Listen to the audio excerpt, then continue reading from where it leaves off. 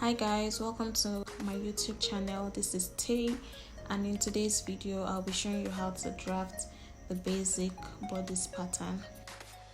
Here are the materials I'm going to be using for today's video. I have my pattern curves, my long ruler, my tape roll, my pattern paper, my gum, my marker, and my pen. Here are the measurements I'm going to be using for today's video. So moving on, I'm going to create two boxes because I'm going to be drafting both the front piece and the back piece here. First things first, I'm going to mark out my shoulder measurement, and I'm going to be using the edge of the paper as my starting point.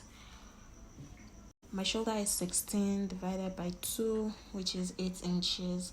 I'm gonna head to mark that, and then I'll be marking out my neck measurements next. For the front piece, the standard round neck measurement is 3 by 3, 3 inches length, 3 inches breadth. I've gone ahead to mark that out, and I'll be using my curve to outline what I have just marked.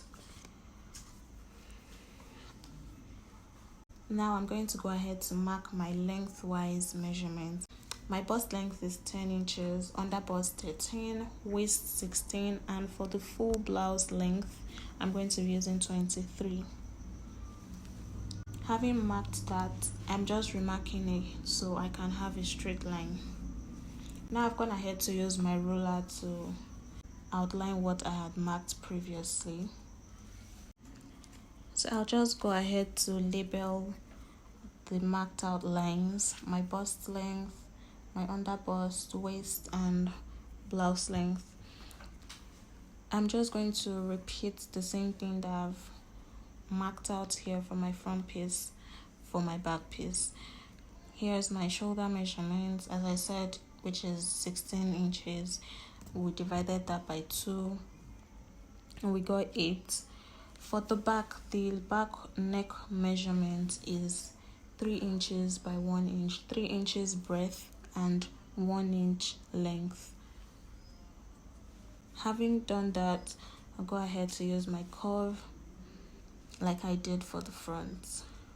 So I'll go ahead and mark out my lengthwise measurement just as I did for my front piece, only that there is no under bust at the back, and my back waist length has a difference of 2 inches from the front waist length. The front is 16 while the back is 14. Reason being that there is no bust at our back, so we can't have the same lengthwise measurements. So you place your tape from shoulder to your waist for the front and do the same for the back. For some people, the difference might be 1 inch, might be 1.5, it might be 2.5, depending on how big or how small the person is. Okay, so moving on, I would mark out my full blouse length. The full blouse length as well, I'm going to raise it up by 2 inches so that at the end of the day, by the time we're done drafting all that needs to be drafted out and we cut this, they would meet. So I'll go ahead to use my long ruler to draw lines on my marked out points. Now I've gone ahead to label it just as I did for the front piece. Next thing is to create the shoulder slope. Our shoulder isn't straight, hence why we are having a shoulder slope. So for the back, I'm going to come down by 1 inch and then mark that out. And then next thing I'm going to do is mark out my armhole measurement. There is a calculation for that. The calculation is your bust divided by 6 plus 1.5. So I'll go ahead to mark that out, not from the top line, from the shoulder slope. So for my front piece, I'm going to be dropping the shoulder slope by 1.5 and not 1 inch. Afterwards, I just took out what I had from my back measurements, starting from the top part, not from the shoulder slope, from the top part to the marked out. My measurement is 7.3 to the marked out 7.3, which is 8.3, and I just placed it on the front as well from the top part. And if that is going to be confusing, whatever it is your armhole measurement is, you can just place it from the shoulder slope and then mark it out for both the front and the back, and you have your chest line there. I'm going to go ahead to make a straight line.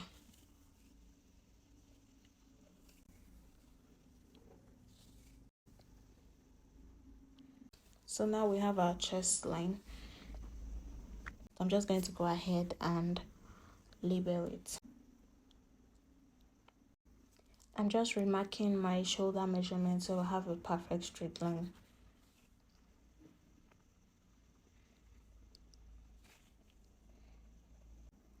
So the next thing to do now is to mark in our round measurement, the round bust, round waist, and all that. So my round bust is 35. 35 divided by 4 is 8.75. So I'm going to mark that out. My waist is 29. 29 divided by 4, 7.25. I'm going to mark that out. And then I'm going to be adding 1 inch for that. And then for my blouse length, wherever my blouse is going to stop, I like to take the circumference of that point and use that. You could also use your hip measurements, which is totally fine.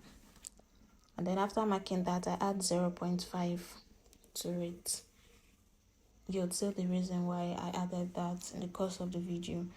After having marked out this point, I'm just going to use my ruler to draw out the lines on those marked points.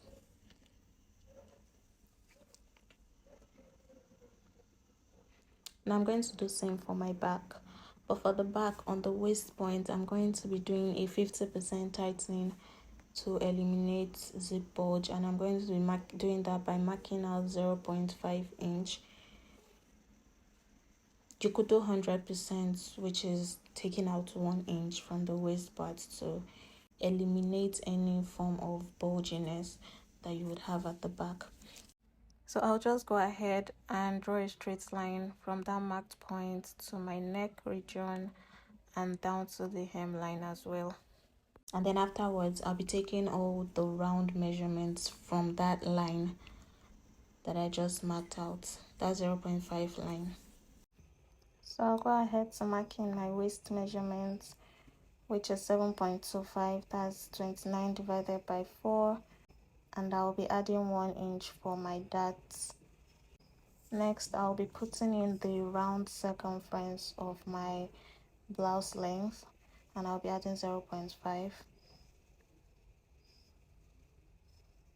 And then for my bust measurement is 35. I'll be dividing that by 4, that's 8.75. And I'll go ahead to draw that out with my curve.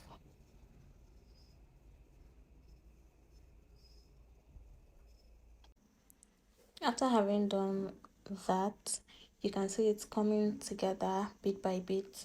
Now I'm going to mark out my armhole curve, and to do that, I'm going to be dividing the measurement from my shoulder slope line to the chest line divided by 2. Doing that for the front and the back as well. For the back, I'm going to go in by 0.5, and then I would mark out the curve with my armhole curve.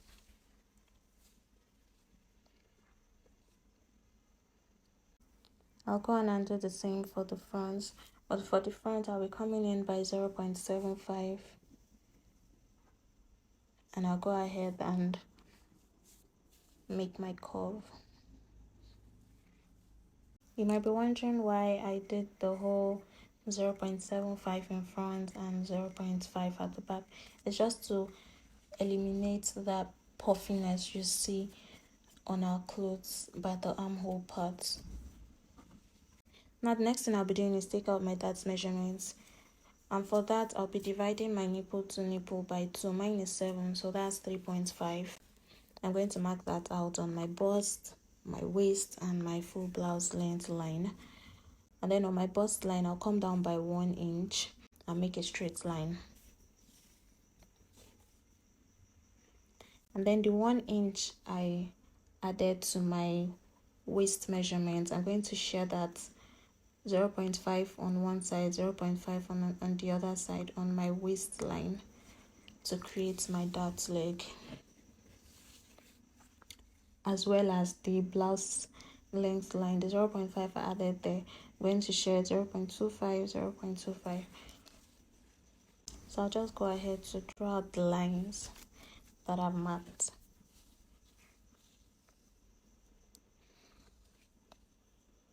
You might be wondering why I have my dart leg get into the hemline. It's just my preference. You could also take it up by 2 inches from the hemline, sew it neatly to avoid any pointy feel if you don't want to get into the hemline.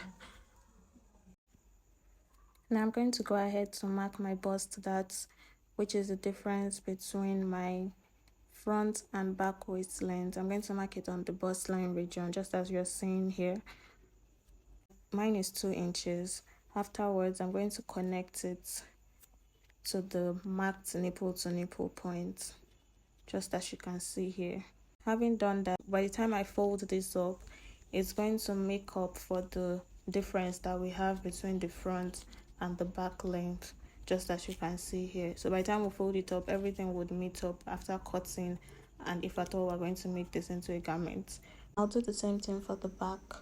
For the back now, I'm not taking my dart measurements from the 0.5 line that I marked out previously.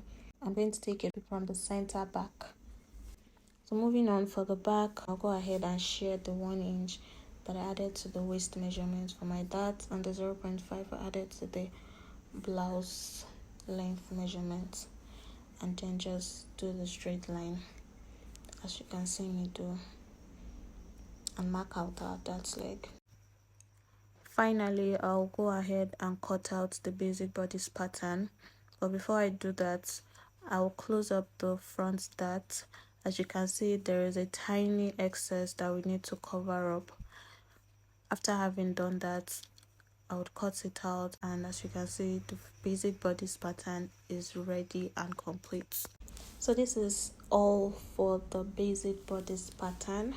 I really hope this was easy to comprehend, and if you have any questions, please feel free to drop it in the comment section. I'll be more than happy to give answers to your questions. Please like, share, comment, subscribe. Thank you so much, and I'll see you in my next video.